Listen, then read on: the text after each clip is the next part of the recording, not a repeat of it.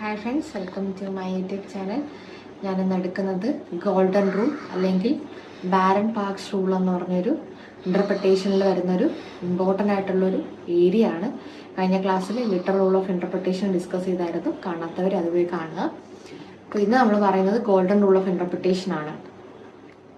കഴിഞ്ഞ ക്ലാസ്സിൽ ലിറ്ററൽ ഇൻ്റർപ്രിട്ടേഷനെ കുറിച്ച് ഡിസ്കസ് ചെയ്തു. ലിറ്ററൽ ഇൻ്റർപ്രിട്ടേഷൻ എന്ന് പറഞ്ഞാൽ എന്താ?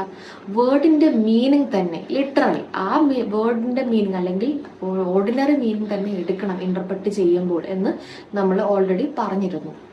ഗോൾഡൻ റൂൾ ഓഫ് ഇൻ്റർപ്രിട്ടേഷൻ വരുമ്പോൾ അതേ മീനിങ് തന്നെ എടുക്കുമ്പോൾ മേ ബി അബ്സോർഡിറ്റി അല്ലെങ്കിൽ ഇൻകൺവീനിയൻസ് ഉണ്ടാവുകയാണെങ്കിൽ കോർട്ടിന് എന്ത് ചെയ്യാം? അതിനെ മോഡിഫൈ ചെയ്ത് ഇന്റർപ്രറ്റ് ചെയ്യാം. മനസ്സിലായി കാണൂല. ഒരു കേസ് ഞാൻ പറയാം, അത് കഴിഞ്ഞിട്ട് ഒരിക്കൽ കൂടെ ഗോൾഡൻ റൂൾ ഇന്റർപ്രിട്ടേഷൻ എന്താണെന്ന് ഞാൻ എക്സ്പ്ലെയിൻ ചെയ്യാം. അതിൽ ലീ വോച്ച് സ്നാപ്പ് എന്ന് പറഞ്ഞൊരു കേസ് 1967 കേസാണ്.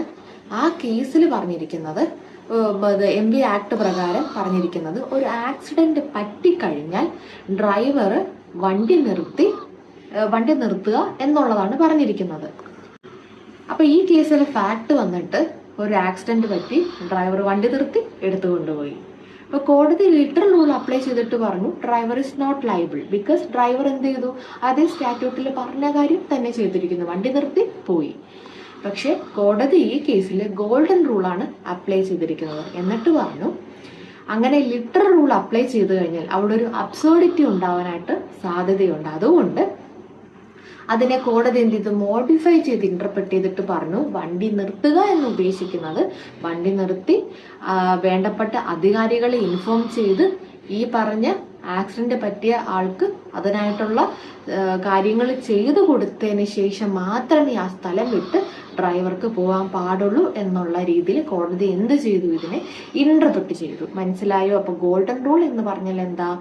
അതേ വേർഡിലെ മീനിങ്, ഓർഡിനറി മീനിങ് എടുക്കുമ്പോൾ മേ ബി അബ്സോർഡിറ്റി അല്ലെങ്കിൽ ഇൻകൺവീനിയൻസ് ഉണ്ടാവാനായിട്ട് സാധ്യതയുണ്ട്. അപ്പോൾ കോടതിക്ക് എന്ത് ചെയ്യും? അതിനെ മോഡിഫൈ ചെയ്ത് ഇന്റർപ്രറ്റ് ചെയ്യാനായിട്ട് പറ്റും.